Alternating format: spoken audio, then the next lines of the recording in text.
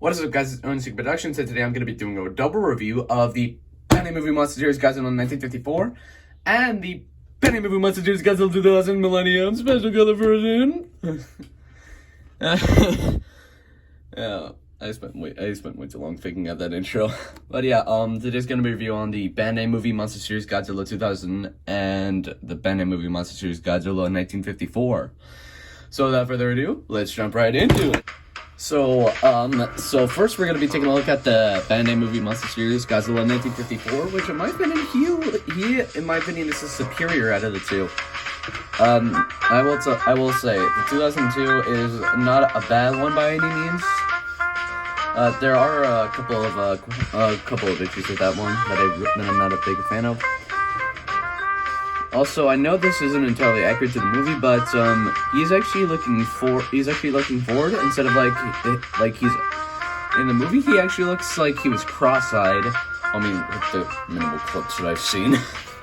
But anyways, I still think it looks good. Although I do wish that the dorsal plates could have been painted a bit better and the skin was like a bit darker. But it doesn't look that bad. But one little bit of a gripe that I do have, or just a little bit of a nitpick, is that the toenails are not painted. I don't mind the handnails being unpainted, but on the toenails, I wish that they could have used like a bit of a white that's on the forehead, on the toenails. Also on the bottom, just to say it right now, you get all the legal information. Bandai made in China, blah blah blah, and TM and whatever that means. Toho.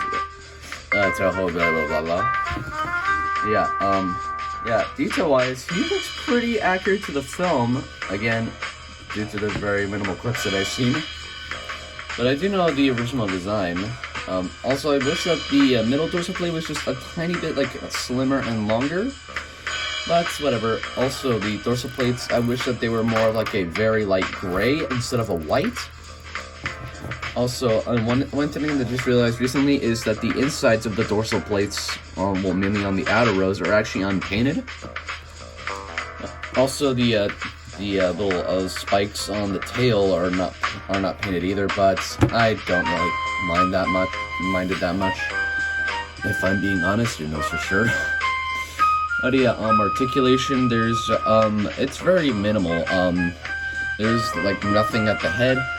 But the whole figure is actually made of a flexible material, but it's kind of useless for that. But this is when I first got this figure. It kind of felt like a bath toy in my opinion. I don't get why. I guess that's just because of the material. Anyway, the arms can rotate.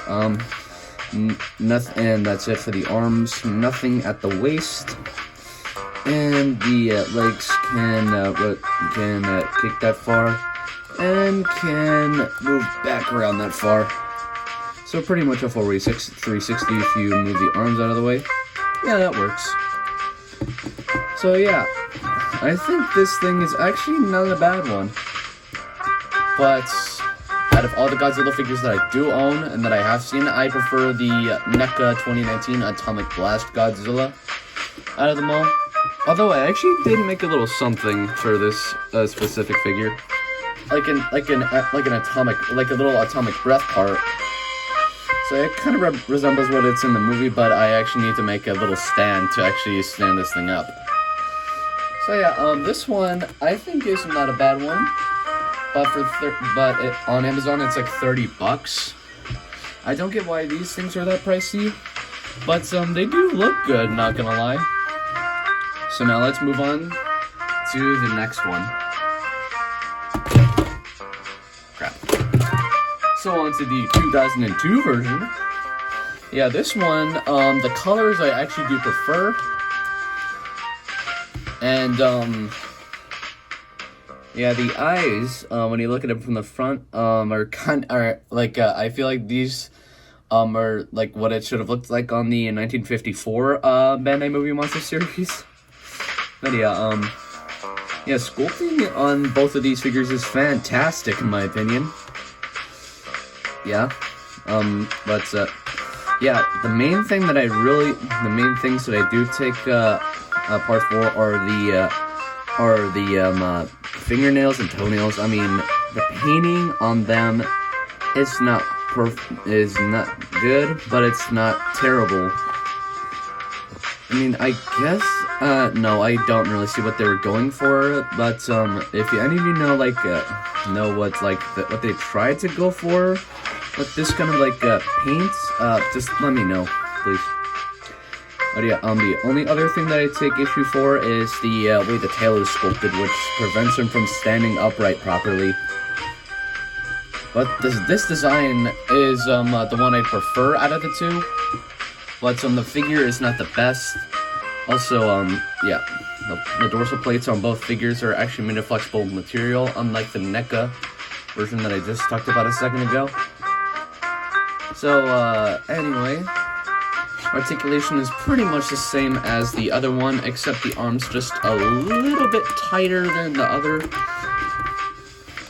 Yeah, almost the same thing with the hips, and there's actually a swivel at the tail, which doesn't really help that much when you're like trying to get him like his feet flat on the ground. Yeah, apart from that, this one ain't bad at all. Now on to the size comparisons. Here they are next to the Studio Series Leader Class Shockwave, Masterpiece Movie Barricade, and the superior figure between the three that I have, the NECA 2019 Atomic Blast Godzilla. So overall, both of these figures are not that bad, but of course I prefer the 1954 version, but the 2000 is a superior design in my opinion. Well, I mean, I will always respect the original version, and this one is actually the better figure, but I would, for the price of $30, with the high detail but very limited articulation, they are not bad figures to pick up. Although, just keep in mind they don't get any accessories, and there's actually no actual packaging, although this one actually came with a tag attached to the neck. Well, I mean, when I got this thing, I just like simply snapped that off. But I don't have the I still don't have the tag, but I think it'd be impossible to salvage. But yeah, that's pretty much it for my review on the Bandai Movie Monster Series Godzilla 1954 and 2000 Millennium. And as always, I will see you all in the next video. Peace out.